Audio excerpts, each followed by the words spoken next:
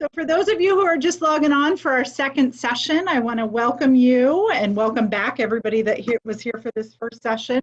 This is our first ever Greater Cincinnati Environmental Educators Ultimate Educator Expo.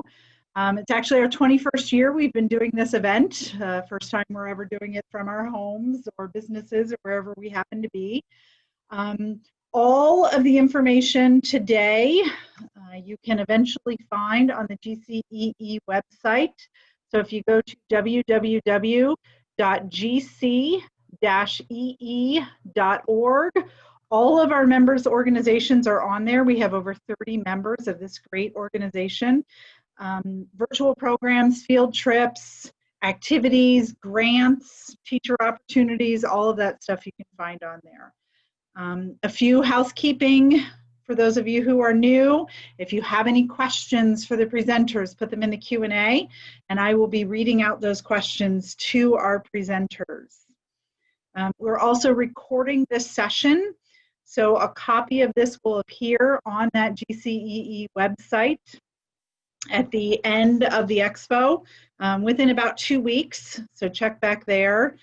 And if there are any handouts from any upcoming sessions or the handouts that were from previous sessions, those are all available again on that website. Okay, so I want to welcome back for another amazing animal encounter, the Cincinnati Zoo.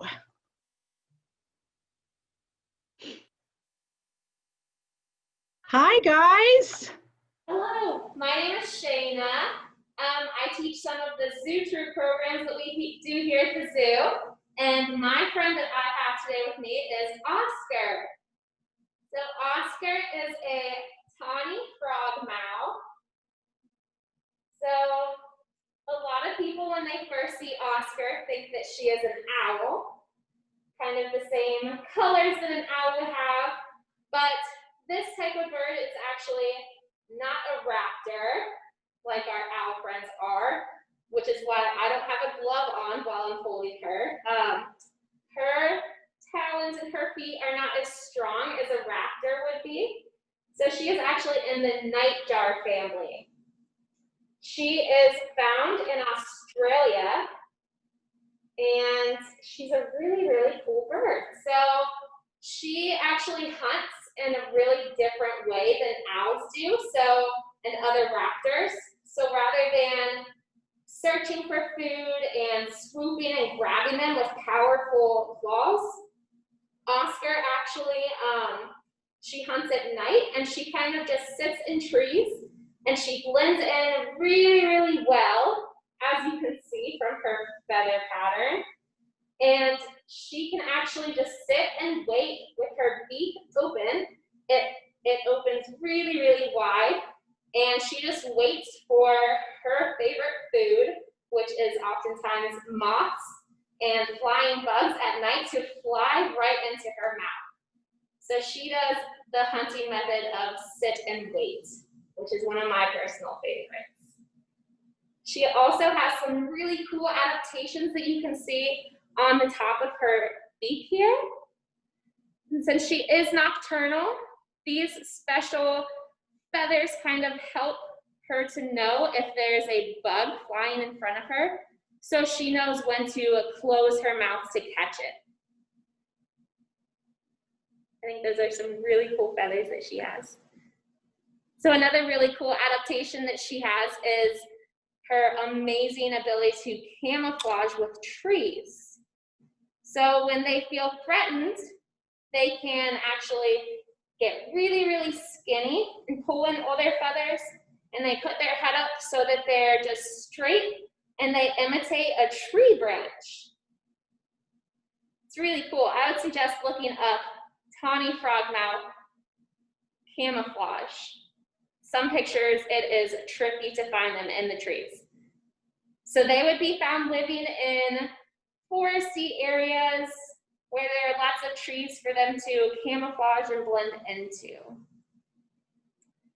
They might also eat some small bugs, maybe small pinky mice.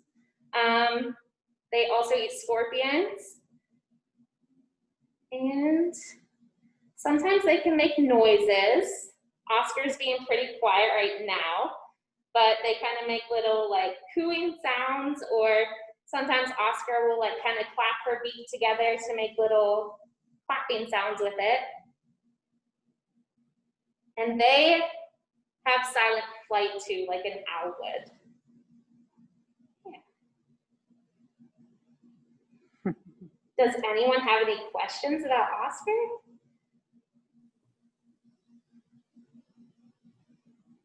So a couple questions we've had come up. Again, can you explain what they eat? Yes, so Oscar, her main food source is bugs that she would catch by just sitting and waiting with her mouth open at night. Her mouth is a very bright yellowish color, so they oftentimes are attracted and will just fly right into her mouth, and these special feathers on top of her beak allow her to feel when they get close, so she knows when to close down and catch them. Other times, if she isn't catching bugs, she might eat small little lizards, maybe small bugs on the ground that she finds. She will also eat scorpions on the ground. But her main food preference is definitely moths and bugs that fly around at night. So how much does Oscar weigh? Oh, good question. So Oscar is pretty light. My arm does not get too tired holding her here. I would say she's probably about 3 pounds. She has lots of feathers, which make her look kind of bigger than she actually is. And you can tell she's really relaxed right now because she's just nice and fluffed out. If she was feeling threatened or scared, she would use that adaptation where she gets really, really skinny to try to imitate that tree branch.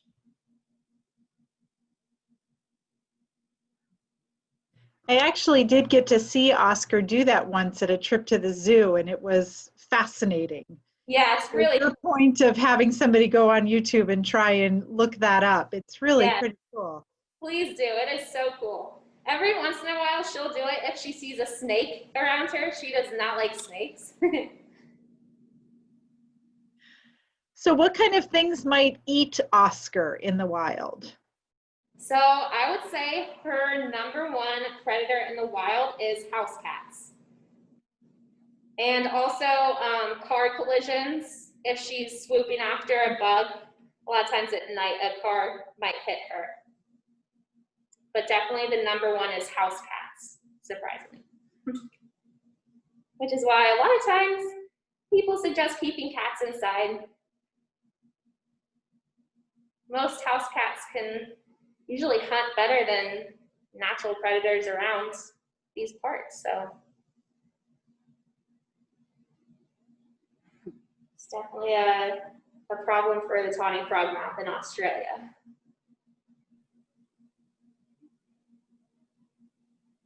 Is the tawny frogmouth on any type of endangered species or watch list that we need to be aware of? Nope, they are doing perfectly well in Australia. When they were having all the wildfires down in Australia, though, I remember seeing a lot of tawny frogmouths that they were rescuing from those areas. That might be somewhere that some people have seen them too.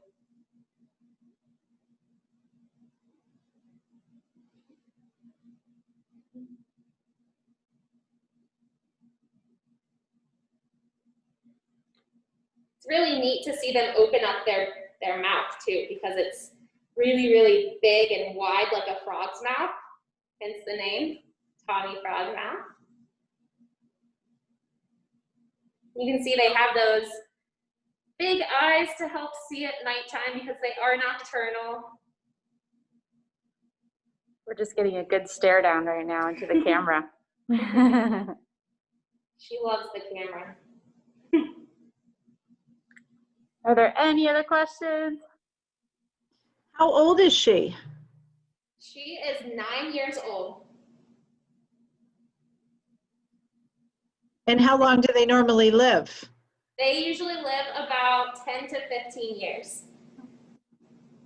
A lot of times though, in human care, we'll see them living a lot longer.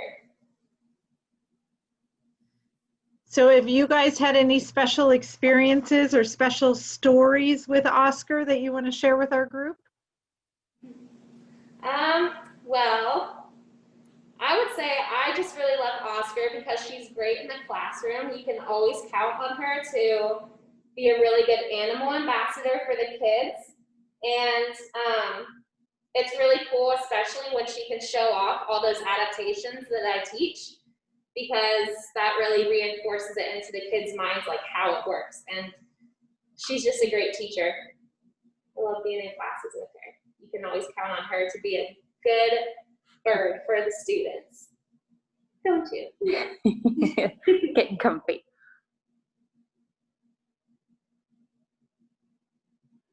Do you have any fun stories, Jared?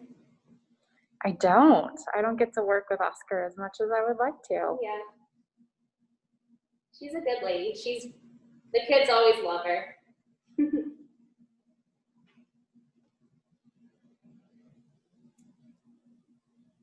How long have you been working with Oscar, Shayna? So I've been working with her for about a year now.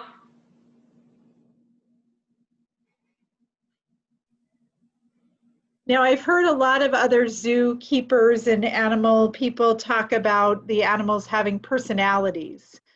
How would you describe Oscar's personality? She is just very relaxed. So she's named after Oscar the Grouch, I believe, but that is just because her face looks kind of grouchy sometimes, but she's actually a very sweet lady. Like I said, she's always so great in the classroom with the kids. Sometimes birds will kind of pick up on the excitement that kiddos have in the classroom, and Oscar, I can always count on to just be really relaxed and chill. And like I said, she's a great teacher because a lot of the times she will show off the adaptations that I'm teaching about in class, which is just a really cool learning experience for all of the kiddos.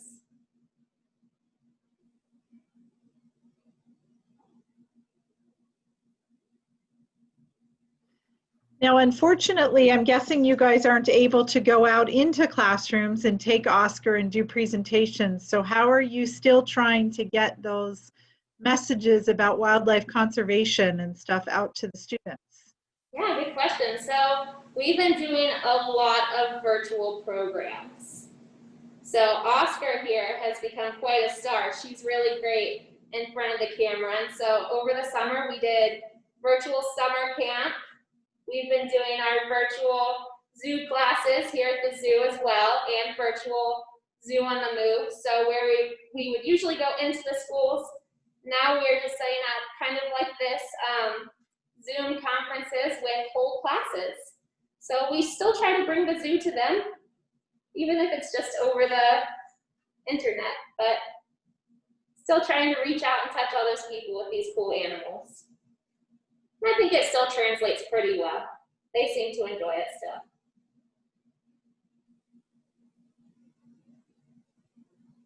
Yeah, like I said before, I got to meet Oscar once at the zoo, but yeah, I definitely learned a lot about him just through this virtual experience. So that's super cool. Yeah. And do you know, I'm going to kind of put you a little bit on the spot, Shayna, and I'm sorry if you don't know the answer, but can you tell our teachers, like, how are they still able to come to the zoo, and do you need reservations still? Do you need a membership? What's the current thing going on at the zoo right now? We've actually, yeah.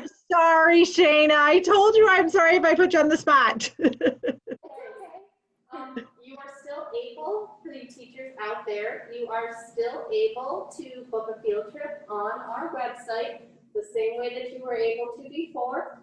You would go onto our website under education and then teachers, and under there you would click on the field trip link and request a field trip the same way you did before. And we are still accepting teacher field trips through that same portal as before. And if your school is able to come for a field trip, we welcome you there. We do have self-guided activities that your class can participate in when you are here. We don't have any tours or classroom experiences, but we do have self-guided activities that you can still participate in. And those are all standards-based as well. And then we have the virtual experiences if you aren't able to come and be with us in person. Thank you so much, very much, Sarah. And again, Shane, I'm sorry if I put you on the spot, but I just wanted our teachers to be aware of how they could get some programming through the zoo still, because we're all learning all kinds of new stuff now. So, Totally understand. yes. So any other final questions before we say a fond farewell to our beautiful Tawny frogmouth? Yes. And if you guys have a chance to do a YouTube video on that to see the adaptation of her like really getting very skinny to resemble a stick, but then also if you can find a video of her opening her mouth, it's a very, very bright yellow color and just, you know, like a moth to a flame, I guess. They just go head right in and don't even understand, but it's really fascinating. Very cool.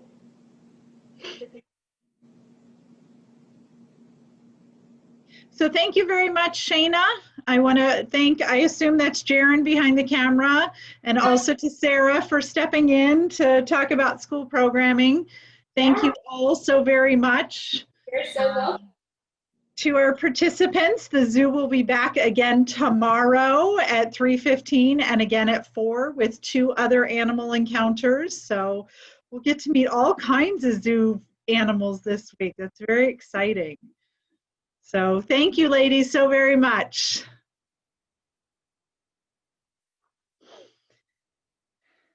So again, we are going to move on to our next and final presenters for the day.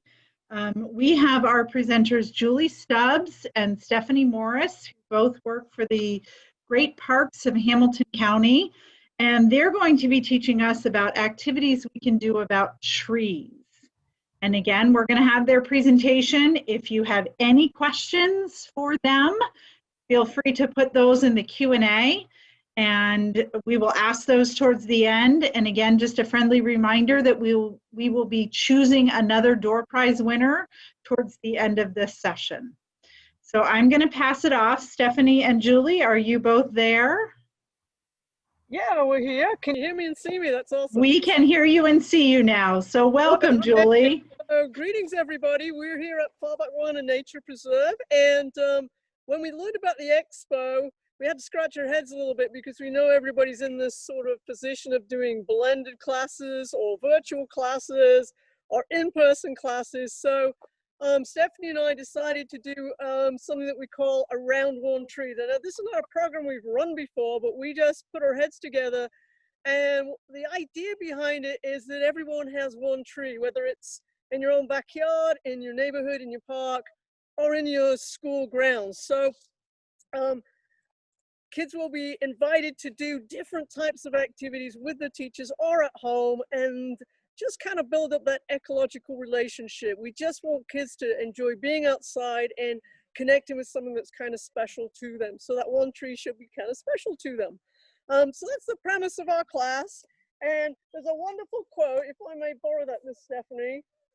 And I think it sort of says everything about what we're trying to do in this class. Now, I will tell you that we put together a lesson plan. It is on the website. So whatever we don't get to today, please access it, use it, and enjoy those activities.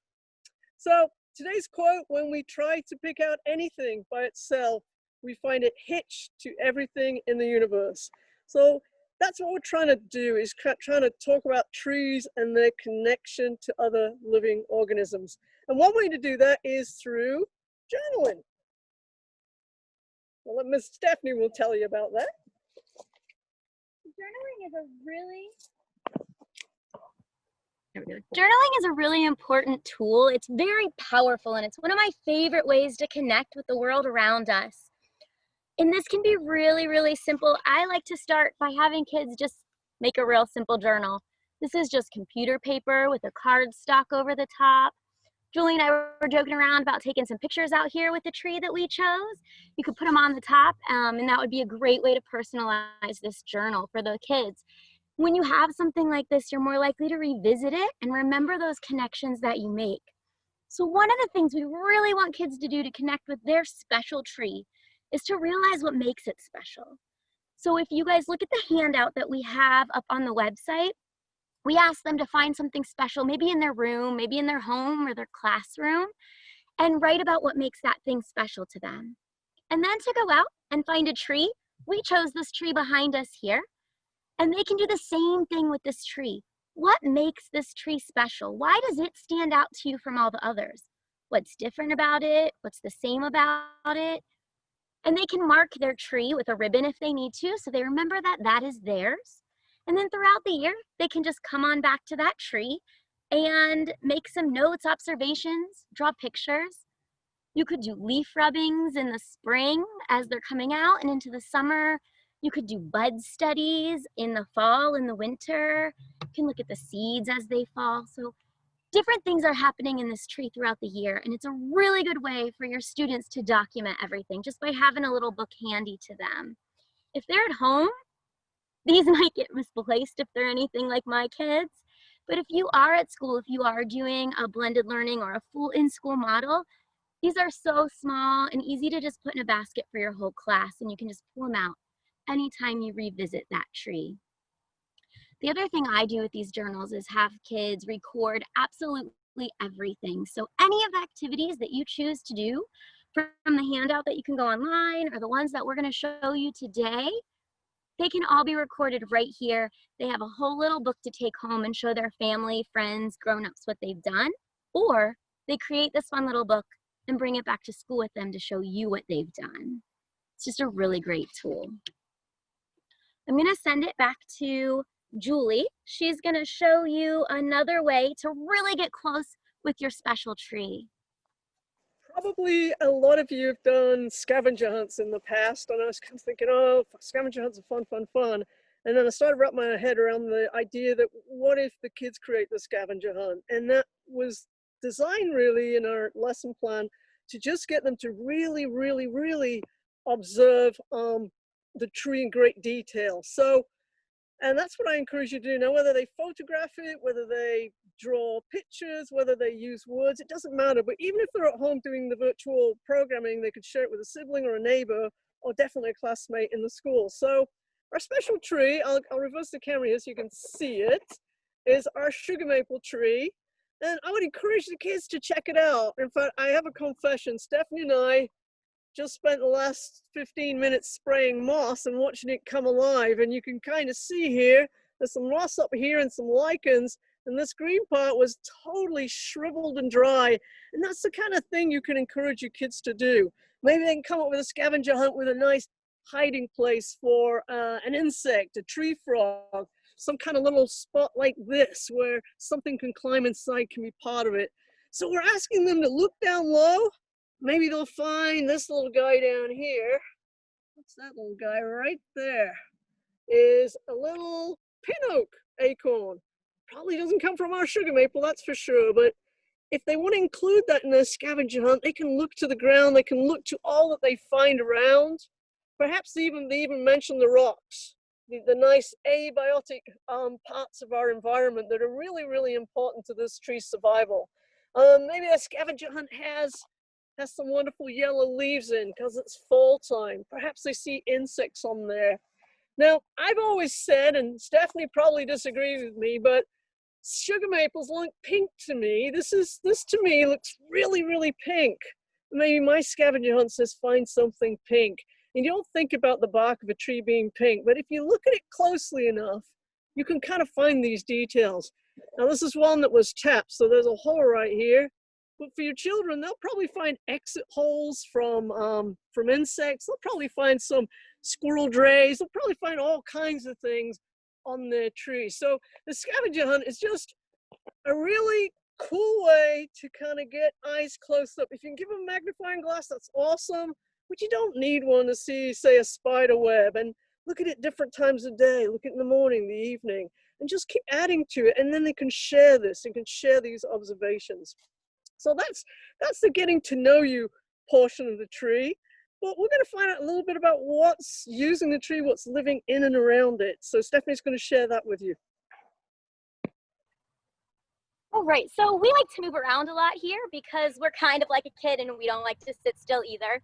So one of the things that we try to get kids to do is to move as they're doing their activities. And while we want to be around one tree, there's plenty of angles to look at things differently. And we always want to use our eyes. This is another challenge to give your students or to do yourself. It's a lot of fun. This is called a sound map. So you simply sit and be quiet. It's something we often forget to do, but it's really important because our tree is part of a bigger picture. Our one tree does not stand alone. So you could do this anywhere near your tree. You could take a beanbag out and sit underneath your tree. You could lean against it. You could lay in the grass. Whatever is a comfortable way to make these observations. And we did this on a chalkboard. You could do it on paper too. So we made our little mark here where we're sitting. And then we put the tree, actually turned this so the sun was, when we made this, the tree was behind us. So here's our tree, and here's where we're sitting. And we just listen and observe. And whatever you hear, right now, I think I heard a chickadee across the way. So we put a bird up here. There's no air.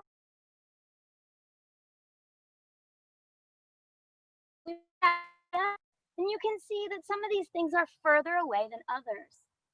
The wind is rustling the leaves, so we drew that on here as well. Maybe some insects. Earlier there was a dog walker coming through. Some cars out on the road. I'll turn this down so you can see it. This is our squirrel. You can hear them chewing in the tree. I actually hear one over that way somewhere chewing.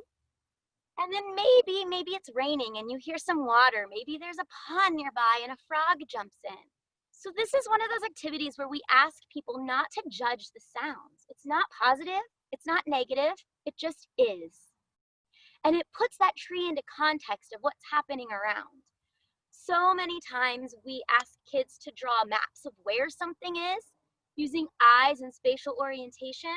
This is just a different way to do that. And it's a really great calming activity if you have a group that is just totally out of control. They're done with the classroom for the day, or they're done with their screen time and you can't get their attention. Send them out to do a sound map and come back to report. They'll be really excited to share that with you as well. So this is just one way to start meeting the community of which your tree is part of, to listen what's there. And some of these things meet the tree's needs, and some of these things use the tree to meet their needs as well. So we're gonna go back to Julie, and she's gonna do another activity with us that shows some of the animals and the critters that might be living in and around your tree. So I had a lot of fun doing this one. This is a bait station that we're going to see, and I flipped the camera around a bit. I'm going to take a seat down here. So many of the animals, that visit our tree and its community are crepuscular, that's dawn and dusk, or they're nocturnal, and so the kids won't get to see them. They might see a few signs of them. So what we did was make something very simple. It's called a bait board. I'll show you what it is right here. I'll just flip it around so you can see it. And I literally went rummaging in the back of our storeroom and found this nice solid kind of metal shelf. And what we've done is we've lightly sprinkled some flour on it. And you can see that it's captured a few tracks from some friends that have visited last night. Now, I did bait this with a piece of melon, some peanut butter, and a tomato. And clearly, that's maybe one of the questions you can ask the children, which things got eaten and which did not. Something's taken a bite, but decided, hey, I'm not eating this. Maybe it got spooked off. Now, you can see this is not by the tree. The reason is simply because we have a lot of people using our parks right now, and I didn't want it to get too disturbed. But if we get a little look here, we can kind of see, and I would certainly encourage your kids to get down at different angles and really, really, really look at what is down here. We can count the toes. I see maybe 1, 2, 3, 4, 5 toes on that one. We don't know what happened. It looks like someone skidded in here. I'm not really sure what happened there. There's also something going on over here. Maybe this is where the animal entered the tray. But you could have your kids predict what they might see. You could have them try a bait board with no bait. You could have them try a bait board with different types of food and see what gets eaten. So we can conclude by just looking at a few simple track sheets that we've had some raccoons come in here. And then we can talk about what do they eat, omnivores, carnivores, herbivores, and so on. And don't worry if you don't have, you know, the perfect thing. A piece of poster board works, a piece of really smooth plywood, even a little bit of sidewalk that's nice and smooth. You could do it right underneath the tree, but you have to get rid of some of the little bits of gravel that might be there, or grass, because it won't hold a track. So you really want something solid and smooth, and just a little bit of flour. And it's nice because it's something that everybody has at home. A bit of flour and something flat and a little bit of food. A little bit of cat food works, all of those things. But try it with different things, have the kids predict what they might find. And what we're doing is building layers here of information to tell us about the community around the tree. We say around one tree, but we're talking about all of the relationships around that tree. So this is fun. Kids love it. I'm dying to try it with my next door neighbors. They're really young boys and they're gonna dig this big time. So let's give it a shot. And Miss, I'm laughing because all I can see is 2 legs sticking out of the woods right now. And I'll send you back to Stephanie. All right, so Julie's laughing because I'm on the ground right now. And this is another way to meet some of the critters that might call your tree home. Now, we've spread this stuff out for a couple reasons. One is our park is really busy. And we didn't want people to mess with it. 2, there's 2 of us and we're trying to social distance. So we wanted to spread it out enough that we could do these activities without having to pull up our masks. That being said, you could do every single one of these right at the base of your tree, and it doesn't have to happen all at once. You can repeat it throughout the seasons and see if there's anything different. What I have here is one of my favorites, and I think Julie set this yesterday. This is called a pitfall trap. Right here under this rock, we've dug a hole in the ground. And in the ground, we have put a cup. And when you do this, or you have your students do this, you want this edge of the cup to be right level with the top of your ground. The idea is that any of those tiny little insects are gonna crawl along and fall right into your trap. That's why we call it a pitfall trap. Now, I don't know if we have anything in here, but some of the leaves fell in, and we'll kind of pull some of those out, see if there's anything moving around in there. There are some teeny tiny ants. I'll hold it up. I don't know if you'll be able to see them through the computer, but there's a little bit of movement in there. So there's some teeny tiny ants here that have been making their way up. Now it's on my keyboard. Some teeny tiny ants here that have been using this space. This is a really great time to stop and ask your students to journal. What were these insects doing in this spot? Maybe you find a worm that fell in. Maybe you can try different containers and see if that makes a difference. If it's tall and smooth, it's going to be a lot harder for that insect to get out. Now, if you noticed, we had a rock on top here. And we do that for a reason. So we have 4 little rocks, and then we put this big one right on top. The reason is now, if it rains, we're not going to drown any of those little critters that we find hiding in here. We want them to be safe. And as always, when you're done with this activity, you're going to ask the kids to release everything that they found right back onto the ground underneath the tree or wherever they came from. There's another way that you can find these mini beasts in and around your tree. If you have low hanging branches, you can take something like a white sheet, lay it on the ground, and shake the branches. So just, whoops, that one didn't reach. Give it a good shake. And any insects that are hanging on are gonna fall right onto your sheet for the kids to observe. Now, sometimes kids don't wanna touch everything that they find, and you can really easily just do something like this. a little paintbrush, and brush it into a collection container. So it's a really simple activities that you could repeat in the spring, you can repeat it in the fall, you could even repeat it at different times of day and see if different things come in that way. So I am gonna send you right back to Julie, who has a way to find some bigger things that might live in and around your tree. So another thing that we love to do is to put cover boards down, piece of plywood, even a big solid piece of cardboard works. But a cover board is essentially something you lay out on the ground for a few days or maybe even a couple of weeks, and you see what starts to use it for shelter, hiding places. Now this is a little bit funky in Ohio because we're in the dry season right now, not a lot of rain. So, and this cover board was just placed out here a couple of days ago. So I'm not expecting a ton out here, but let's take a look and see what's under here. So this is our cover board.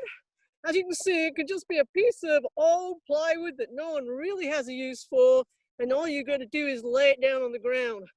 Now, what we'd expect to look under here and see, in springtime, I've seen mice, little garter snakes. We don't have any venomous snakes here in Southwest Ohio, so we don't have to worry about that. But certainly we'll have millipedes, centipedes, pill-bugs. I am seeing something that, this was actually in my backyard, and there's a little something right there. That is a cocoon. It's got a little hole in it too. I'm not sure what kind of cocoon it is, but how cool is that? Something has decided to kind of stick itself to the back of this cover board for protection and get out of sight. So this is a fun thing to do. You can do it in fall. We have most success with these in the spring when it's wet and things are trying to hide. But they're also trying to thermoregulate. Most insects, of course, all insects, amphibians, reptiles are cold-blooded, so that's kind of a place where they can heat themselves up. But it gives you that, nature to me is like a little window that opens when you really use your senses to get in there. So that's just another way to open that window and see what's living around your tree. And again, that could be right underneath your tree. So try that. I had a blast with children in the spring doing this in the neighborhood, so give it a shot.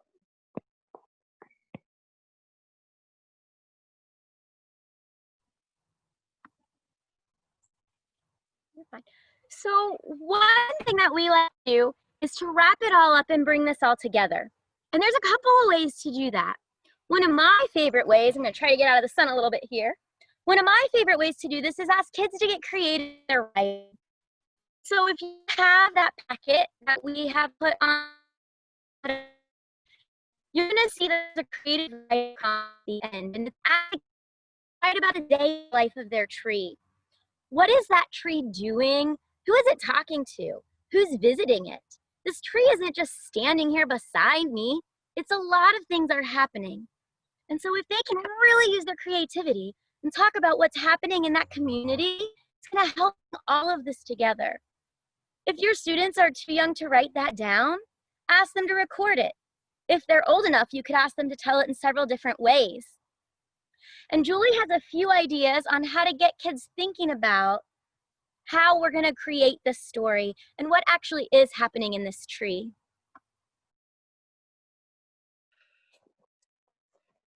So one of the best activities I did this with a group of adults. We were out at a workshop, and the professor said, what is your tree doing? What's it doing? And at first we kind of sort of said, well, it's growing, it's standing, it's leaning. But then it gets into its hosting, it's sheltering, it's defending, it's attacking, it's doing all of these things. And this kind of list of what it's doing is that idea that trees are we walk past trees every day and we take them for granted. They're somewhat static, but in reality, they're doing all of these different things. So I'd encourage the kids to start to build that list of things that trees are doing. They might be dancing to the kids. They might be blowing. They might be drinking, all of these things. But it gets in the idea that trees are these very active living organisms, even though they don't move from place to place. So that's kind of the point of the activity. It was actually a very, very good activity, and I think it would work with any age group. So give it a shot. I'm going to send you back to Miss Stephanie for our wrap up here. So Julie and I are always here at the park. Anytime you need anything from us, we're a resource for you. Reach out and ask us whether you want us to come out and hang out with your kids or bring your kids out to us when we can do that again. Whether you just have a question about how to implement any of this into your curriculum, give us a call, send us an email. We're here to help. If your kids just have questions, send us an email, give us a call. We love to answer those. So Julie finished creating the, you can come over here. Finished creating the document that's online, and on there she put our contact information. So feel free to use that. Don't hesitate. And I think I saw one question pop up, so maybe we can answer that while we've got this minute. It says, Yes. What's the coolest you've seen on a tracking trap like that? It's the first time I've tried it, and I'm deliriously happy that it worked so well. So I can't wait to see what else we will find. I positioned it along the side of the building so it didn't get disturbed, but I also think a lot of creatures move along the sides of buildings for protection. So I'd love to try it with different things in different scenarios, different spaces, maybe even on the same night. The only thing to watch out for is don't let the animals get habituated to receiving food. You don't want to do it for weeks on end, but just to use it as an experiment with the kids for predictive purposes and observation. Were there any other questions that came through, Gwen, that we did not see? Yes, Stephanie, we had another question about the pit traps that you were laying on the ground showing us so fabulously. Yes. How long should I keep those out? And is there a too long time frame to keep those out? I would recommend putting them out like before the end of the day at school if you're doing it there, and checking it the next morning. I wouldn't leave them out longer than that without checking, because those critters need resources too. So you don't want to take their food sources away or create a situation where you have a spider in there or another predator eating everybody else. He gets a free buffet. We want to give everything an equal chance to get what they need. And it gets a little warm in the daytime, so you want to check it in the morning. Perfect, perfect. Well, again, Stephanie and Julie, I want to thank you guys so much for doing this and for showing us all around. I do have one more question that just popped up. What if we don't have a lot of trees on our school site? Can multiple students use the same tree? How would you recommend doing that?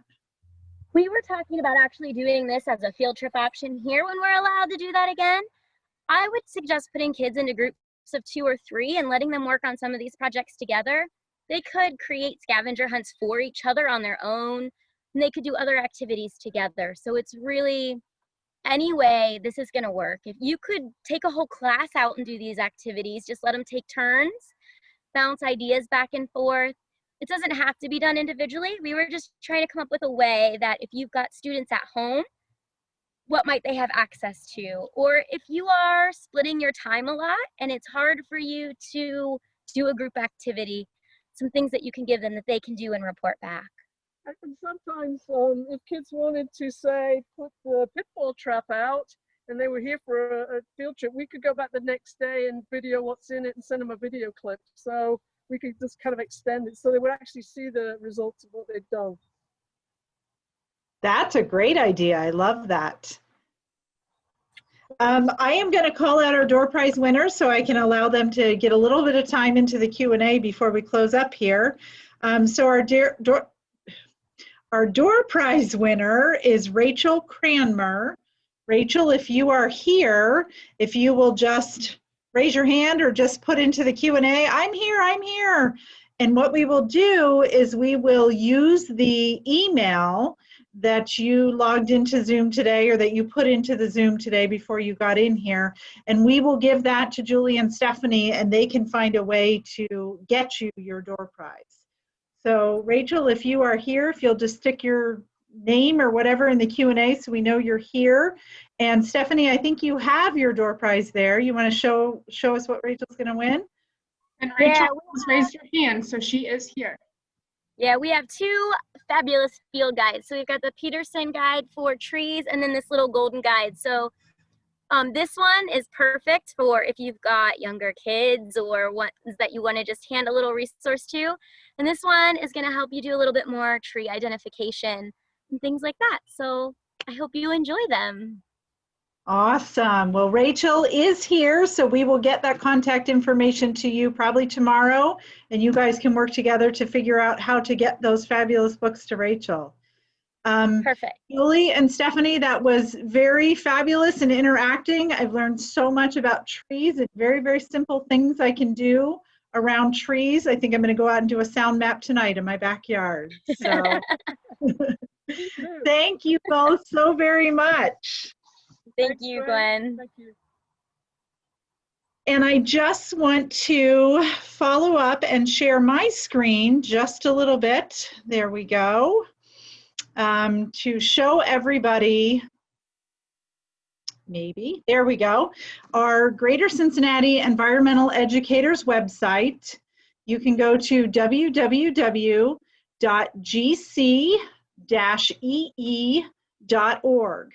Now on this website, you can find that handout that Julie and Stephanie were talking about. You can find out the handouts that Brenda was talking about today. You can also request a certificate of participation. So if you go to that website, on the left-hand side, you can click on 2020 breakout sessions and complete the certificate of participation form. We'll verify your attendance against the Zoom webinar attendance list and send you a certificate of attendance within 2 weeks of the end of the expo. So if you have any questions, you can go to that GC-EE.org website, and all of the stuff will be there. So tomorrow, we will be doing this all again. So at 3:15, you can log on for some animal encounters from the zoo. At 3:30, we're going to have the Ohio Environmental Protection Agency, the OEEF. They are going to come and do some presentations for us. And then at 4 o'clock, we will have another session with the animal encounters from the zoo. And then at 4:15, the Cincinnati Nature Center is going to share with us how we look at all those little creepy crawlies virtually and what's the best way to try and use the technology that we have to share some of those things. So some tie-ins with some of the programs that we had today. So again, I hope you all have an absolutely wonderful night, and we still have some spaces available. So if you want to share a link, you can get it off the GCEE website with some of your local teachers or friends, and they can register at the zoo and get a registration link for the next 3 days. That would be absolutely fabulous. So we hope you guys have a wonderful night, and we will see you hopefully again tomorrow at 3:15. Thank you all.